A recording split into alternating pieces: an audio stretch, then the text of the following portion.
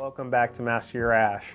I'm your host, Michael Prisdale. Today, I will be smoking the Padrón 1926 No.6 in Robusto.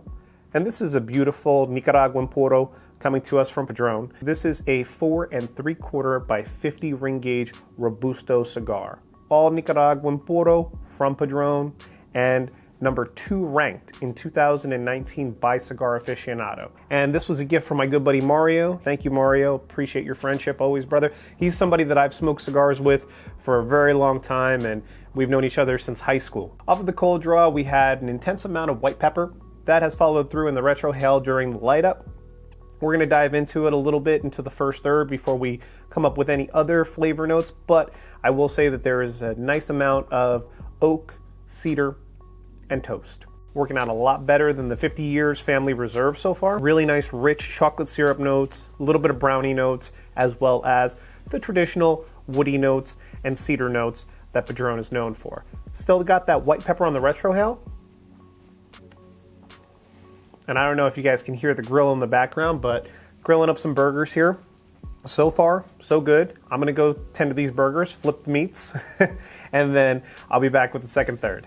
Just smoking on down our Padrón 1926 No.6 in Maduro, and second third emerges with not just that same chocolate syrup, chocolate brownie, but also the emergence of some dark, rich blackberry notes, dark fruits, maybe even a touch of raisin to go along with the woody complexity that's in the cigar, and it's turned into a really pleasurable stick. I'm enjoying this so much more than the 50 Years. And it's probably like a fraction of the price. I think the MSRP on these is about $15 a stick. So really great showing by this Padrón 1926 No.6. Personally haven't reviewed a ton of Padrons on this channel. I've only reviewed the Daimaso, which is the Connecticut $15, $16 smoke that seems a bit overpriced for being not really that bold in flavor and complexity.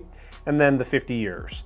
And it's nice to go back to the 1926, the 1964s, which were always pretty much my favorite Padrons for the longest time. I was a 3000 smoker back when they were like $5 a stick, if that. I think that you could have found them when I first started smoking for about $3 or $4 a stick, and that was always heavy in the rotation with the short stories back when I first started smoking.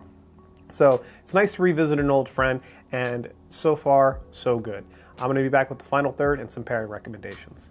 The woody notes, the oak and toast notes have all increased in the final third, leaving us with kind of a step back. I was hoping for a little bit more of that chocolate sweetness, the chocolate syrup, as well as some of the dark fruits and the really sweet raisin notes that we got in the second third and towards the end of the first third. Going back to the 50-year Family Reserve review, I said that as far as pairings go, I wanted something with a little bit of tannins to it. I paired the Justin red wine, the Cabernet. I said that, you can have something with a little bit more tannins with that cigar because it does have a lot of that underlying sweet molasses, chocolate syrup note through and through on the cigar.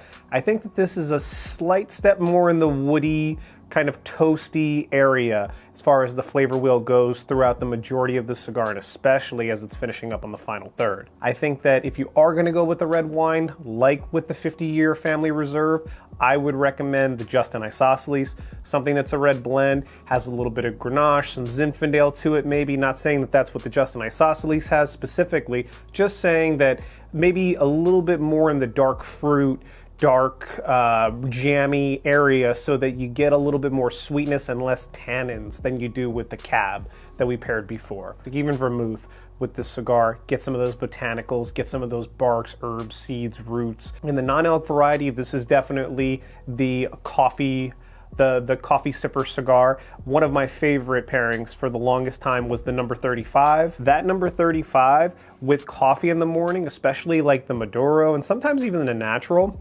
Are there some other ones that have been released in the more recent time that have been $30, $40 and above that have been kind of lackluster? Absolutely. And maybe it's not the problem of those cigars not being good. Maybe it's the problem that they're trying to just replicate and rest on the laurels of what they had in the past. And that's really what we're experiencing here. right? Is like, if it's not broke, don't fix it, so to speak. And whenever a new family reserve release or limited edition release comes out, it's too much stuck in the old way that there really hasn't been any progress. It's not to say that the old school stuff isn't good or great.